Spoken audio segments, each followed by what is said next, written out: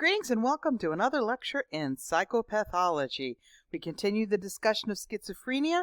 We finished off talking about possible biological factors. We'll start out here talking about psychosocial and cultural factors in schizophrenia.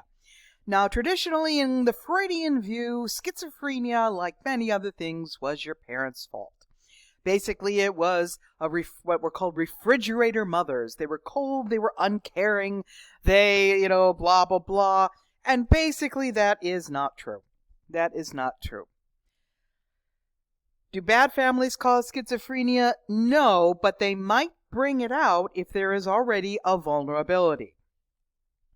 So I don't mean to say that bad families are fine and dandy, although many people do just fine with bad families.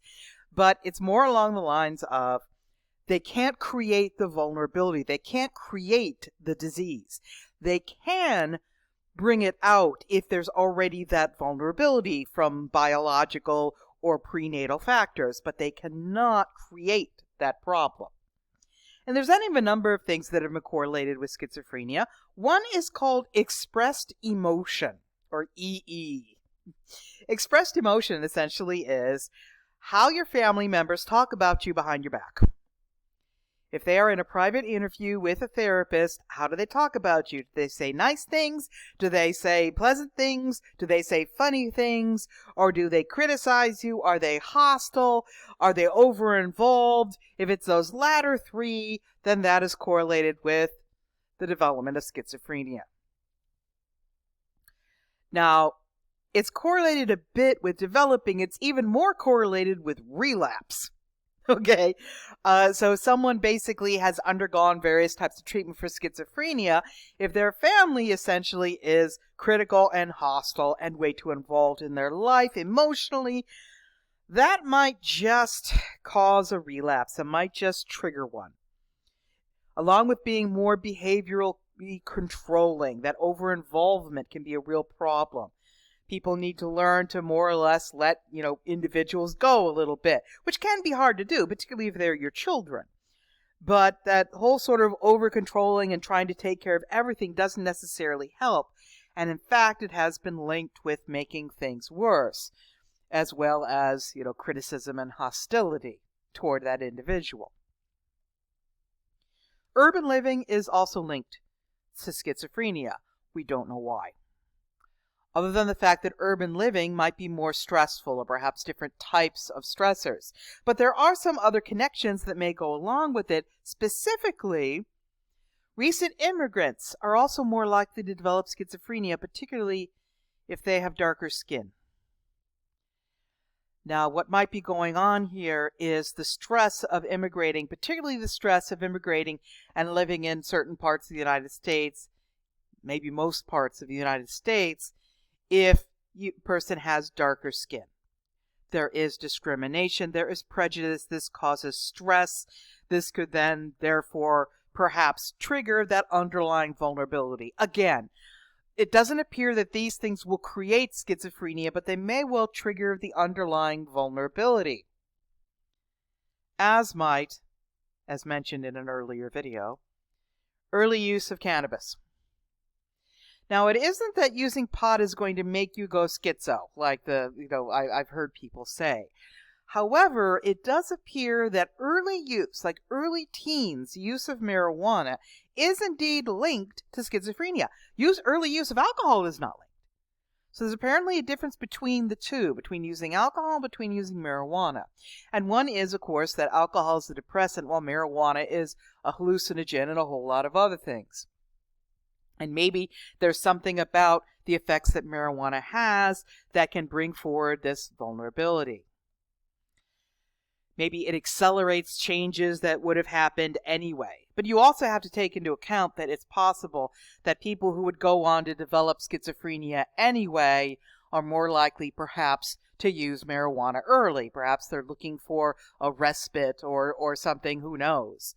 So just realize that this is definitely a chicken and an egg kind of thing in terms of what might be going on.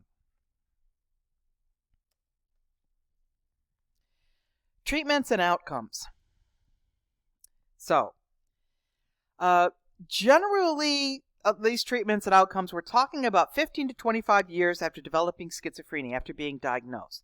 So we're talking about a good long time. We're talking about people probably anywhere from their 30s to their 50s, maybe even older, or 60s. And how do these people do? What are the prognosis, the etiology, what are the outcomes? Roughly 38% are recovered. Now, recovered doesn't necessarily mean that you're fine and dandy and everything is perfect and beautiful and lovely. It may indeed mean that it has become a manageable condition, rather like something like diabetes. With diet and proper medication and such like, diabetes can often be controlled, particularly type 2 diabetes.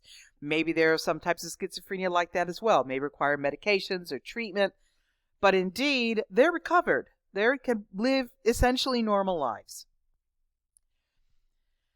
About 12% need long-term institutionalization, and these make up the majority of people these days in long-term institutionalized care. With the rise of deinstitutionalization, a whole lot of people, pretty much anybody who might be able to survive after having been released has been released. So you can bet that these people, there are a lot of them that need some fairly serious help. Another 50% still have symptoms.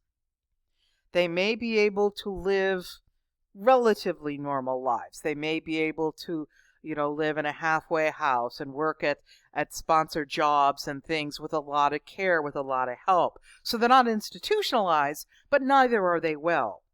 For the most part, the people here have negative symptoms, have the lack of things.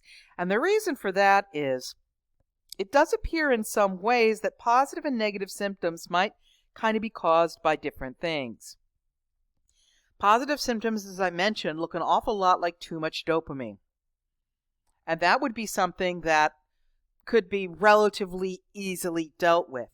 Negative symptoms look a lot more like people who have had head injuries, have had brain injuries. Negative symptoms are much more likely to have that decrease in brain volume, a much more dramatic decrease. And there's not a whole lot we can do for that in terms of treatments. It's not like we can give somebody a medication to regrow their brain. So these negative symptoms may be a lot harder to treat and may indeed be a lot less likely to go away than the positive symptoms are. So a lot of the people this half of the people that still may need some fairly significant help, although they don't need to be hospitalized, they probably have a lot of negative symptoms. Interestingly enough, maybe, these individuals do better in situations and in cultures with less expressed emotions. Maybe they don't have to worry about how other people are expressing emotions toward them or whatever the people are thinking about them or that sort of criticism and hostility. Unfortunately, what is also a possibility 10 or 15 to 25 years after developing schizophrenia is about 12% of people who have been diagnosed with schizophrenia die by suicide. And part of this may be that, well, quite frankly, when people hear voices in schizophrenia, quite often the voices don't say very nice things. And the voices may tell them to hurt themselves or kill themselves or tell them that everyone hates them. And sometimes people will listen to them if only to shut the voices up. There are other factors that may also be involved. Long-term use of antipsychotic medications. A lot of antipsychotic medications are only just barely better than the disorder.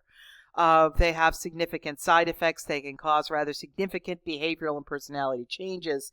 They're better than schizophrenia, but they're not ideal. Obesity.